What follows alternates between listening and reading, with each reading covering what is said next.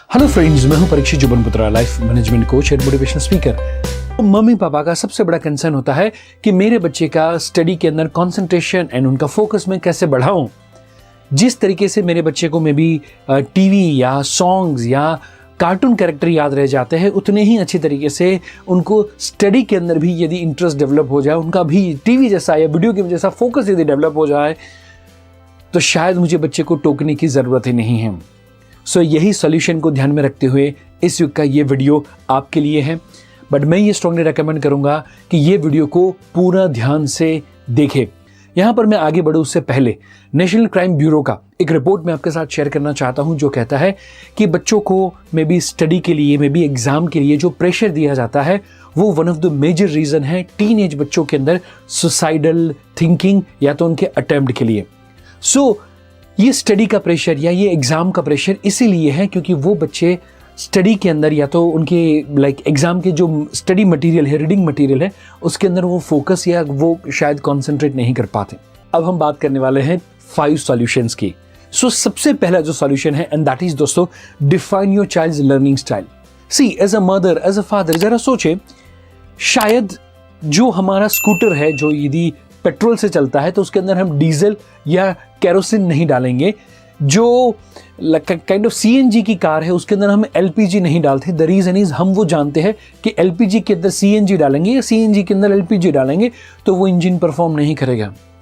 तो दोस्तों वो तो 5 लाख का 10 लाख का इंजन है, उसके लिए यदि हम वो सोच सकते हैं तो शायद आपके बच्चे का तो करोड़ों एंड खरबों रुपए का इंजन है, उसके बारे में क्या। एंड यदि आपके बच्चे के, यदि आपका बच्चे का जो ब्रेन है वो काइंड ऑफ डीजल वाला है एंड यदि उसके अंदर आप पेट्रोल डालते होंगे तो भी वो कॉन्सेंट्रेट नहीं कर पाएगा। सो फर्स्ट एंड पावरफुल जो टेक्निक मैं आपके साथ शेयर करना चाहता हूं, जो भगवद गीता के अंदर भी कहा गया है कि प्रकृति ही क्रियमाणानि कर्माणि सर्वशः। हर एक व्यक्ति की प्रकृति को हमने एक्सेप्ट किया हुआ है कि कुत्ता सर्टेन वे में बिहेव करेगा, चूहा सर्टेन वे में बिहेव करेगा, शेर सर्टेन वे में बिहेव करेगा। बट दोस्तों when it comes to human being और काइंड ऑफ हमारे बच्चे, समहाउ हमने उनकी प्रकृति को एक्सेप्ट नहीं किया है। सो बच्चे की जो लर्निंग की प्रकृति है वो किस टाइप से हो सकती है, तो मेजरली 3 लर्निंग टाइप्स हो सकते हैं। सबसे पहला जो लर्निंग टाइप है and that is visual, number 2 and that is auditory, number 3 and that is kinesthetic. So ये तीनों के 3 लर्निंग स्टाइल है। आस्क योरसेल्फ कि आपके बच्चे का इसमें से कौन से टाइप का लर्निंग स्टाइल है। Visual learning style, and that is what, कि जहां पर बच्चा किसी भी चीज वस्तु को देखना, colour combination, matching, art, craft, documentaries, movies, cartoon, animation, ये सारी चीजों के अंदर यदि बच्चे का इंटरेस्ट है, सो मोर और लेस बच्चा इज अ विजुअल लर्नर। जहां पर बच्चे को कलर कॉम्बिनेशन का या आर्ट एंड क्राफ्ट का ज्यादा सेंस है, नेचुरली उसके अंदर ज्यादा सेंस है, तो वो बच्चा विजुअल लर्नर है। Number 2 auditory. काफी बच्चे वैसे होते हैं कि जो विजुअल से ज्यादा ऑडिटरी होते हैं। सो उनको काइंड ऑफ गाना गुनगुनाना या ऊंची आवाज़ में पढ़ना, जब भी वो पढ़ते हैं तो भी लाउड रीडिंग करते हैं, या तो फिर वो जब भी पढ़ने के लिए बैठते हैं उनको कोई ना कोई सॉन्ग या कोई ना कोई म्यूजिक बैकग्राउंड के अंदर चाहिए। सो काइंड ऑफ उनका जो ऑडिटरी वाला पार्ट है वो थोड़ा ज़्यादा स्ट्रॉन्ग है। एंड देन आफ्टर बात आती है, that is the kinaesthetic. So kinaesthetic is what, physical active. दोस्तों ये जो बच्चे होते हैं काइंड ऑफ फिजिकली बहुत ही ज़्यादा एक्टिव होते हैं, ये बच्चे होते हैं कि जिनका, मैं कहना चाहूँगा कि फिजिकल एनर्जी बहुत ज़्यादा होता है। सो ये बच्चे देख के सीखना पसंद करते हैं, ये बच्चे सुन के सीखना पसंद करते हैं, और ये बच्चे प्रैक्टिकल एक्सपीरियंस के माध्यम से, अनुभव के माध्यम से सीखना पसंद करते हैं। और ज़्यादातर ये बच्चों को शरारती करार दिया जाता है। ये बच्चे ज़्यादातर स्कूल के अंदर या क्लास के अंदर बैठ नहीं पाते बिकॉज जो टीचर बता रहे हैं उसका वो एक्सपीरियंस करना चाहते हैं। सो मैं आपको पूछना चाहता हूँ, आपके बच्चे इसमें से कौन से टाइप का लर्नर है? मे बी शायद visual learner, may be auditory, may be kinaesthetic, और शायद ऐसा हो सकता है इसमें से कोई भी 2 चीज़ों का कॉम्बिनेशन भी हो सकता है। सो दोस्तों किनेस्थेटिक हो माने उनके अंदर फिजिकल एनर्जी यदि ज़्यादा हो, सो यदि उनकी बॉडी हैवी भी होगी तो भी वो अच्छे तरीके से डांस परफॉर्म कर सकते हैं। एंड यदि किनेस्थेटिक एनर्जी लो हो तो मैं कहना चाहूँगा सुनील शेट्टी हो सकते हैं या सनी देओल हो सकते हैं। उनकी बॉडी भले ज़्यादा फिट हो बट फिर भी वो उतने अच्छे डांस के मूव नहीं कर सकते जितने ये दोनों कोरियोग्राफर कर सकते हैं। अग्री करते हैं? बिकॉज कि इनकी ये प्रकृति है, तो फिजिकली हमें ये दोनों को देख के लगे कि यार इतने हैवी बॉडी के साथ डांस कैसे हो सकता है, बट ये डांस के अंदर किंग भी साबित हो सकते हैं यदि वो अपनी प्रकृति को फॉलो करते हैं। एंड इसीलिए यदि आपका बच्चा में भी शायद किनेस्थेटिक है, आई वुड रेकमेंड कि आपके बच्चे को स्टडी करते वक्त में भी शायद वो स्ट्रेस बॉल आप दे दीजिए, या मे बी पेन की भले टिक टिक आवाज़ करता रहे, इट इज़ ऑल ओके। या फिर नंबर 2 मैं रेकमेंड करूंगा कि बच्चा का जब स्टडी का टाइम हो उससे पहले बच्चे के साथ में भी कोई ना कोई फिजिकल एक्टिविटी करे, बच्चे के साथ कोई ना कोई गेम खेले, उसकी फिजिकल एनर्जी को यूज़ कर ले और उसके बाद में बच्चे के साथ स्टडी कराने के लिए बैठे। या फिर नंबर 3, बच्चा एक जगह पर चुपचाप गुमसुम बैठे, उसकी जगह पर वॉक करते करते यदि वो स्टडी करता है, या फिर नंबर 2 झूले पे बैठ के यदि वो स्टडी करता है तो वो उसके लिए ज़्यादा फ्रूटफुल रहेगा, राइट। दोस्तों मे बी शायद आपका बच्चा ऑडिटरी हो तो वो लाउड रीडिंग करें। नंबर 2, आप उसके लिए रीडिंग करें एंड वो बच्चा सुने। या फिर नंबर 3, उसका जो डिफिकल्ट लगने वाला लेसन हो उसको मोबाइल या कोई भी इंस्ट्रूमेंट के अंदर अपनी ही आवाज़ के अंदर वो क्वेश्चन एंड आंसर जो उसको डिफिकल्ट लगते हैं उसको रिकॉर्ड करे, एंड रिकॉर्ड करने के बाद वो आराम से उसको सुने हेडफोन लगा के, तो भी उसको जल्दी से याद रहेंगे।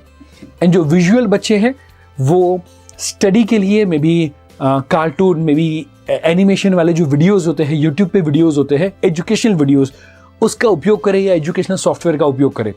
एंड यू विल सी कि उनका जो प्रकृति है अकॉर्डिंगली यदि वो पढ़ना शुरू करेंगे तो उनका कंसंट्रेशन एंड फोकस डेफिनेटली रहेगा। सो आप इसमें से कौन सी टेक्निक को फॉलो करेंगे आपके बेटे या बेटी के लिए, जल्दी से मैं चाहता हूं कि आप टाइप करके मुझे बताएं।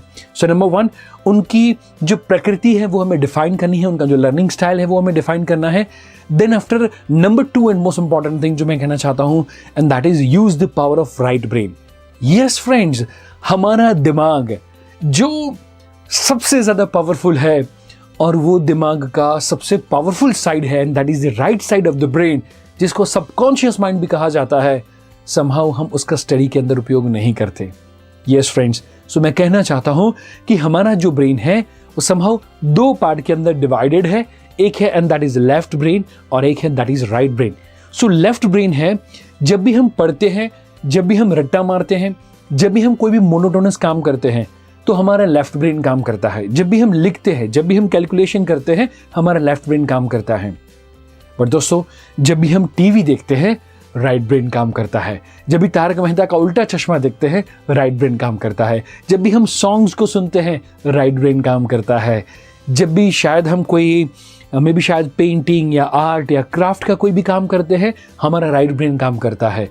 सो जो हमें पसंद हो वैसा, जो म्यूजिक से जुड़ा हुआ हो, जो कलरफुल हो, वैसे कोई भी चीज़ वस्तु हो जो इंटरेस्टिंग हो, वो सारी की सारी राइट ब्रेन में सेव होती हैं। एंड जो स्टडी वाली लॉजिकल चीज़ें होती हैं, मोनोटोनस चीज़ें होती हैं, वो हमेशा लेफ्ट ब्रेन में सेव होती हैं। सो नाउ सिंपल सी बात जो मैं आपके साथ शेयर करना चाहता हूँ, एंड दैट इज रॉजर स्पेरी के द्वारा ये रिसर्च हुआ। रिसर्च के अंदर ये पता चला कि लेफ्ट ब्रेन कैसे काम करता है और राइट ब्रेन कब और कैसे काम करता है।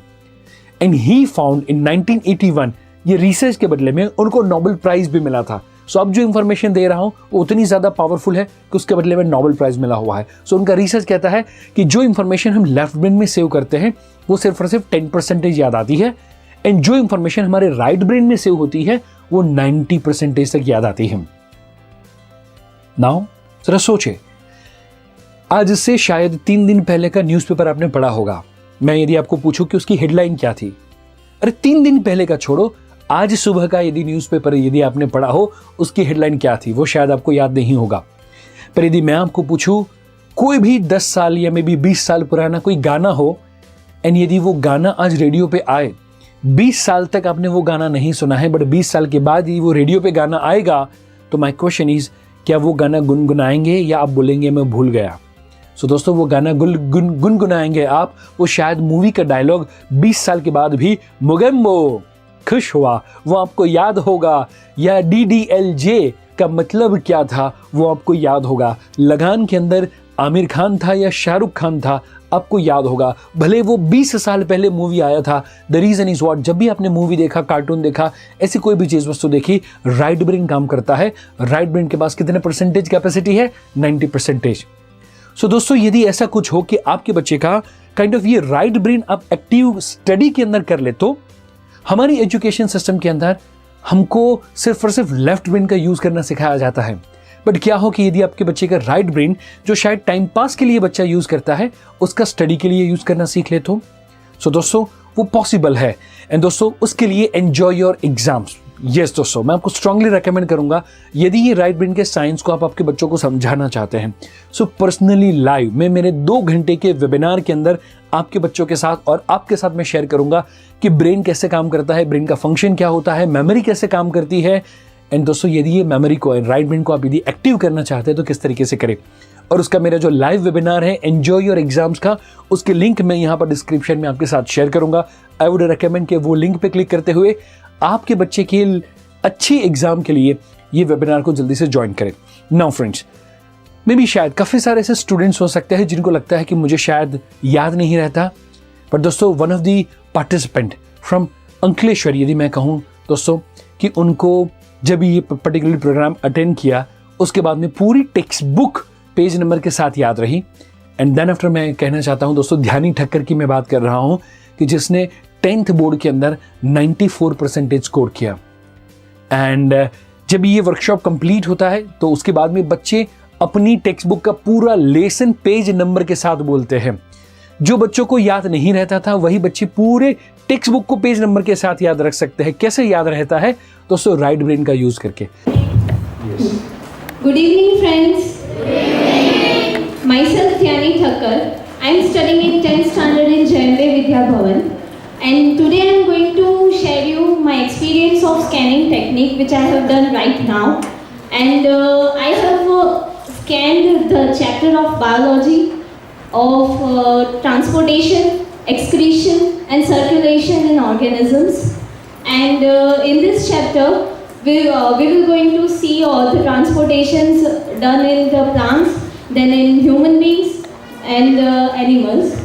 Now on the first page of the chapter there is the name of the chapter number 13, then transportation, excretion and circulation in organisms. And then there are 4 paragraphs in this on that page. First paragraph is of introduction, which is quite small paragraph, and then there is an introduction, then transport of plants, then there are, in that topic there are 2 paragraphs, and again there is transportation of water in plants, and there is again a small paragraph. Then on the next page there are 2 big paragraphs, and aside of them there is a figure of transport of water in a plant, and below the 2 big paragraphs there is a small paragraph, and again there is a transport of food in trees, and in that there is a big paragraph. Then again there is a paragraph of transportation in human beings, and that is the title, and below that there is a big paragraph. And now on the 3rd page the figure of heart is on the right side of the page, and aside that there is a paragraph, and again now there is a subtitle of entry of oxygen in blood from lungs, and this figure is on the left side, and quite big paragraph is on the right side, and below that there is a small paragraph. Then again there is a title of blood vessels, then it has a big paragraph, and now on the next page there is some part of blood vessels and it has a small paragraph. Then the new topic starts, that is lymphatic system, and it has a small paragraph, and below that paragraph there are 3 points, and again below that there is transportation in animals, it has 1 paragraph, and below that there is a excretion in organisms, and it has 1 paragraph. Then excretion in human beings, then it has 1 paragraph, and and aside this paragraph there is a figure of the excretion in human beings. Then again on the last page there is a structure of nephron, and this contains a big paragraph on the left side and figure on the right side, and below that there is a paragraph of process of urine formation, which is a quite big paragraph, and below that it is a index that what we have learned in this chapter. Excellent. So बेटा आपसे मैं और सारे friends ये जानना चाहते हैं कि आपने यही चैप्टर स्कैनिंग के बिना पढ़ा हो और स्कैनिंग के साथ पढ़ा हो, तो दोनों के बीच में आपको क्या डिफरेंस लगा है, वो सब लोग जानना चाहते हैं। कि अब तक जब तक मैंने ये चैप्टर पढ़ा था मुझे इतना नहीं पता था कि ये फिगर यहाँ पे, ये फिगर यहाँ पे। हाँ, मुझे ये चैप्टर आता है बट इतना परफेक्टली नहीं आता था जितना अभी समझ में आया। और जो भी मैं स्कैनिंग कर रही थी उसके साथ साथ जो भी कंटेंट्स थे वो भी साथ साथ में मेरे दिमाग में आ रहे थे, और अब भी जस्ट 5 to 10 मिनट्स में मेरा वो पूरा चैप्टर रिवाइज भी हो गया। एक्सेलेंट। पेज नंबर 3 पे क्या है? Page number 3? Page number 3. Okay, there is a figure of heart, and below that there is a figure of entry of oxygen in the blood. The heart figure is on the right side, and entry of oxygen is on the left side. Excellent. So again मैं चाहूँगा कि जोरदार ताली हो जाए, क्योंकि आप बोल रहे थे तो आपके दिमाग में पिक्चर बना हुआ था एंड आप उसमें से देखकर बोल रहे थे। बिकॉज कि ये राइट ब्रेन में था तो बीच में से मैंने कुछ भी पूछा आप इमीडिएटली बोल पाए। यही चीज यदि रट्टा मार के करी होती तो नहीं याद, तो याद नहीं आती, मतलब रहती बट थोड़े टाइम के लिए, फिर एग्जाम में भूल प्रेशर। यस। सो जोरदार ताली हो जाए दोस्तों। Excellent, very good. नाउ हम नेक्स्ट टेक्निक की ओर आगे बढ़े, एंड नेक्स्ट टेक्निक है and that is read read and read, create a reading culture. Friends see, हम यदि घर के अंदर रीडिंग के कल्चर को डेवलप करेंगे तो ऑटोमेटिकली बच्चों को रीडिंग करना पसंद आएगा। एक बार की बात है कि जब जावेद अख्तर साहब को किसी ने पूछा कि आप तो बॉलीवुड से बिलोंग करते हैं, आपके बच्चों के अंदर मे बी रीडिंग का, मे बी राइटिंग का आपने किस तरीके से हैबिट डाला। एंड उसके जवाब में जावेद अख्तर साहब ने उनको सवाल पूछा था कि आपके बच्चों ने आपको बुक लेकर पढ़ते हुए कब देखा।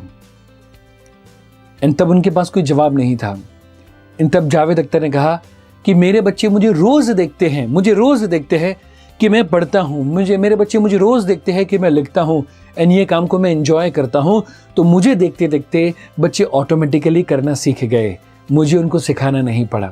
सेम वे मैं कहना चाहता हूँ फ्रेंड्स कि मैं आप सभी लोगों को कहूँ कि घर के अंदर ड्राइंग रूम जहाँ पर सबसे ज़्यादा टाइम बिताया जाता है, उसकी सबसे ज़्यादा एक्सपेंसिव वॉल हो, उसके सेंटर के अंदर आपने क्या लगाया है। तो ज़्यादातर घरों के अंदर वहाँ पर टीवी लगा होता है, बट मैं कहूँ कि बच्चों का स्टडी टेबल कहाँ पर है, तो बेडरूम के किसी कोने के अंदर हमने स्टडी टेबल रखा हुआ है। एंड दोस्तों, जो चीज़ कॉर्नर में है एंड जो चीज़ सेंटर में है, you tell me the truth, बच्चों का ध्यान कहाँ पर जाएगा। बच्चा सबसे ज़्यादा जहाँ पर टाइम स्पेंड करता है उसके सेंटर में यदि टीवी होगा तो टीवी पे ही तो ध्यान जाएगा। एग्री करते हैं? एंड इसीलिए आई वुड स्ट्रांगली रिकमेंड हम हर रूम के अंदर may be 2 book, 5 book, 10 book की छोटी छोटी लाइब्रेरी क्रिएट करें। एंड मे बी डिनर के बाद या मे बी जब भी हम फैमिली टाइम हो तब कोई ना कोई बुक के बारे में डिस्कशन करना शुरू करें। आप कोई ना कोई पॉजिटिव बुक्स पढ़ना शुरू करें। एंड दोस्तों, बुक उतनी ज़्यादा पावरफुल होती है। एग्जाम्पल के द्वारा यदि कहूँ कि आप एक 150 रुपये की बुक लेकर स्वामी विवेकानंद के साथ लंच कर सकते हैं, अब्दुल कलाम के साथ डिनर कर सकते हैं, मेरे साथ चाहे तो ब्रेकफास्ट कर सकते हैं। मेरी पेरेंटिंग की 150-200 रुपये की बुक लेकर आप रोज़ मेरे साथ ब्रेकफास्ट कर सकते हैं, स्वामी विवेकानंद के साथ बात कर सकते हैं। दोस्तों, इतना ज़्यादा पावरफुल आइडिया है। मैं आपको रेकमेंड करूँगा आपके घर के अंदर रीडिंग कल्चर की शुरुआत करें, तो धीरे धीरे टीवी का कल्चर, मोबाइल का कल्चर ऑटोमेटिकली कम हो जाएगा। सो क्या आप रीडिंग कल्चर डेवलप करेंगे? जल्दी से मुझे कमेंट करके बताएं। देन आफ्टर दोस्तों, मैं आपको बताना चाहता हूँ एक रियल जो गुजराती न्यूज़पेपर दिव्य भास्कर के अंदर आया हुआ आर्टिकल था, जहां पर कहा गया है कि बच्चे घर के अंदर खुश रहे उसके लिए इंटरनेट और टीवी के ऊपर उन्होंने बैन लगाया हुआ। और कौन सी कंपनी ने लगाया हुआ है दोस्तों? आप देख सकते हैं कि गूगल और माइक्रोसॉफ्ट के अंदर काम करते हुए 80% ऑफ द एम्प्लॉय ने ये घर के अंदर नियम बनाया हुआ है। वो लोग अपने बच्चों को सिलिकॉन वैली के स्टेनोर वर्ल्डोफन स्कूल में भेजना चाहते हैं कि वहां पर कोई डिजिटल क्लास, डिजिटल एजुकेशन नहीं दिया जाता। सिलिकॉन वैली की सबसे एक्सपेंसिव, सबसे मोस्ट डिमांडिंग स्कूल दोस्तों, वहां पर डिजिटल क्लास नहीं होते। एंड दोस्तों, मैं कहना चाहता हूं, जरा सोचे, स्टीव जॉब्स को जब पूछा गया था कि आप आपके बच्चों को मोबाइल क्यों नहीं देते, क्योंकि उन्होंने 16 साल से पहले अपने बच्चों को मोबाइल या आईपैड टच करने नहीं दिया था, तो उनके पार्टनर के द्वारा जब पूछा गया कि आप आपके बच्चों को ये मोबाइल में भी आईपैड क्यों नहीं देते, एंड तब वो कहते हैं ये राक्षस को मैंने बनाया है, मैं जानता हूं कि ये मेरे बच्चों का कितना नुकसान कर सकता है। सो दोस्तों, हर छोटी छोटी बात में हम बच्चों को जो मोबाइल दे देते हैं उससे पहले में भी शायद हमें गूगल या माइक्रोसॉफ्ट के एम्प्लॉय के पास से जानने की ज़रूरत है, या शायद सिलिकॉन वैली की स्कूल से हमें सीखने की ज़रूरत है, या शायद Steve jobs and Bill Gates ने अपने बच्चों के लिए जो नियम अपनाए हैं उसको ज़रा ध्यान देने की ज़रूरत है। डू यू अग्री कि आज हमें मोबाइल एंड जो टीवी है, वो जो स्क्रीन टाइम है, उसको मैनेज करने का सबसे ज़्यादा ज़रूरत है दोस्तों। ये चीज़ के ऊपर हम फोकस करें, ये सारी चीज़ों को कम करते हुए हम घर के अंदर reading culture and sharing culture के ऊपर यदि हम डेवलप होंगे तो मुझे लगता है बहुत ही अच्छा रिजल्ट मिलेगा।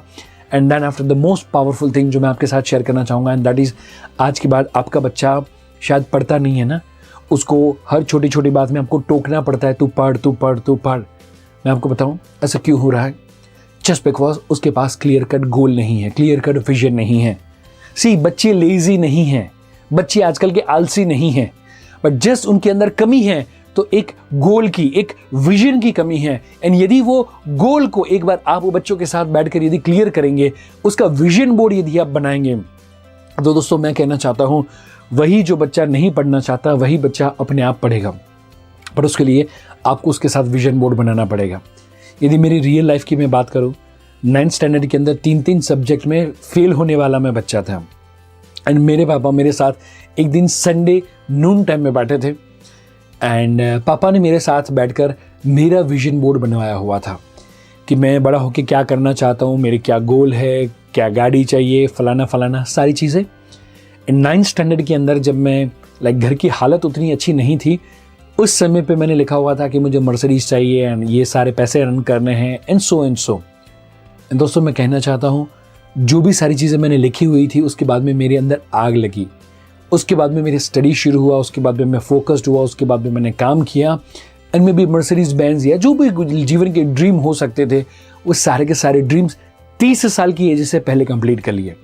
मैं आपको कहना चाहता हूँ फ्रेंड्स, आपके बच्चे के गोल जो है वो शायद आपकी सोच से परे हो सकते हैं। शायद हमारी जो सिचुएशन थी वहाँ पर पूरे खानदान में किसी के पास ऐसा लग्जरियस कार नहीं था, बहुत ही नॉर्मल या हम्बल बैकग्राउंड से हम बिलोंग करते थे। सारे रिलेटिव मुझको कहते थे कि पूरे खानदान में किसी का गाड़ी देखा है क्या, एंड तब मैं कहता था कि पूरे खानदान में किसी का गाड़ी तो नहीं देखा, पर मेरा गाड़ी पूरा खानदान ज़रूर से देखेगा। एंड पेरेंट्स के ब्लेसिंग्स के कारण दोस्तों पूरे फैमिली के अंदर या पूरे खानदान के अंदर सबसे पहला मर्सिडीज बेंज मैंने लिया हुआ था पेरेंट्स के ब्लेसिंग्स के कारण। ये क्यों पॉसिबल हुआ? जस्ट बिकॉज कि मेरे पापा एक दिन मेरे साथ विजन बोर्ड बनाने के लिए, मैं क्या चाहता हूँ, मेरे गोल क्या है, मैं क्या अचीव करना चाहता हूँ, उसके लिए बैठे थे। बच्चे को हर बार टोके कि तू नहीं पढ़ता, उसकी जगह हम पूछे तो सही, बेटा तू क्या करना चाहता है। वो शायद भले आपकी सोच से परे हो, वो शायद भले अभी लिम्बोर्गिनी या BMW या मर्क वैसी सारी बातें करे, पर दोस्तों आई वुड रेकमेंड वो एक बार लिखवाए। जब बच्चों का विजन क्लियर होगा, आई वुड स्ट्रांगली रेकमेंड, जब विजन क्लियर होगा उनका एक्शन क्लियर होगा, एक्शन क्लियर होगा, स्टडी के अंदर फोकस ऑटोमेटिकली आएगा। एक बार अब बच्चों के साथ विजन बोर्ड बनाएं, बच्चों के कौन कौन से गोल है बच्चों के साथ क्लियर करें। देन आफ्टर दोस्तों और एक पावरफुल चीज़ शेयर करना चाहता हूँ, एंड दैट इज़ व्हाट, बच्चों के साथ डेली स्टडी रूटीन सेट करें। बिकॉज जो ब्रेन है वो ब्रेन आज सुबह में बच्चा यदि 6 बजे बैठता है, कल यदि शाम को बैठता है, परसों यदि रात को पढ़ने के लिए बैठता है, देन आफ्टर नेक्स्ट वीक में लेट नाइट को पढ़ता है, तो ब्रेन कांट अंडरस्टैंड। हमको क्या करना है, ब्रेन को हमें एक फिक्स हैबिट देनी है। कि एग्जाम्पल के तौर पे हम बच्चे के साथ बैठे, जैसे विजन बोर्ड के लिए बैठना है, I would recommend study routine के लिए बैठे, एंड हम बच्चे को बोले कि बेटा यू डिसाइड योर टाइम, कि कौन से टाइम पे तू पढ़ना चाहता है, कौन से टाइम पे तू होमवर्क करना चाहता है। एक है लर्निंग टाइम और एक है होमवर्क टाइम। मतलब होमवर्क में ज़्यादातर लिखना होगा, लर्निंग है ज़्यादातर वहाँ पर रीडिंग करना होगा। आई वुड रिकमेंड बच्चों का शेड्यूल को देखते हुए, बच्चों की प्रायोरिटीज़ को देखते हुए एक बार आप बच्चों के साथ ये रूटीन बनाएं। वो फिक्स टाइम पे, जैसे हम 1:30 बजे लंच करें, 1:30 बजे लंच करें, 1:30 बजे लंच करें, तो 1:30 बजे भूख लग जाती है क्योंकि उसकी आदत बन जाती है। सेम वे यदि बच्चा 4 से 6 एक दिन पढ़ेगा, 4 से 6 2 दिन पढ़ेगा, 4 से 6 3 दिन पढ़ेगा, 4 से 6 4 दिन पढ़ेगा, 1 महीना पढ़ेगा, तो दोस्तों 1 महीने के बाद 4 to 6 पढ़ने की उसकी क्या हो जाएगी, हैबिट। और जब उसकी हैबिट हो जाएगी, कंसंट्रेशन ऑटोमेटिकली आएगा, फोकस ऑटोमेटिकली आएगा, इंटरेस्ट स्टडी के अंदर ऑटोमेटिकली आएगा। आई वुड रेकमेंड उसका होमवर्क का कौन सा फिक्स टाइम है एंड उसका लर्निंग का कौन सा फिक्स टाइम है, मैं स्ट्रांगली रेकमेंड करूंगा जल्दी से एक बार बच्चे के साथ डिस्कस करें एंड उसके बाद में यहाँ पर कमेंट में आके मेरे साथ वो टाइमिंग भी आप जरूर से शेयर करें। एंड यदि आपके बच्चे का स्टडी के अंदर concentration and focus and memory power बढ़ाना चाहते हैं, उसके राइट ब्रेन को और ज़्यादा एक्टिव करना चाहते हैं, तो दिस इज़ अ वेबिनार कि जो आपके बच्चों के साथ आप अटेंड कर सकते हैं। सो ये वेबिनार को अटेंड करने के लिए लिंक मैंने डिस्क्रिप्शन के अंदर रखी हुई है। एंड दोस्तों, यदि आपका पेरेंटिंग से जुड़ा हुआ कोई भी प्रश्न हो, आपके बच्चे से जुड़ा हुआ कोई भी प्रश्न हो, या मे बी ऐसा आप चाहते हैं कि ये टॉपिक के ऊपर मैं वीडियो बनाऊं, तो मैं रेकमेंड करता हूं वो भी कमेंट करके मुझे बताएं। मैं आप सभी लोगों की कमेंट पढ़ता हूं एंड उसमें से जो भी टॉपिक के ऊपर सबसे ज़्यादा कमेंट्स आएगी, वो टॉपिक के ऊपर मैं नेक्स्ट वीडियो आपके लिए बनाने वाला हूं। सो आई होप कि ये सारी की सारी टेक्निक्स आपको अच्छी लगी होगी। मिलेंगे हम अगले हफ्ते ऐसा ही नए पावरफुल वीडियो के साथ। तब तक बाय बाय, टेक केयर।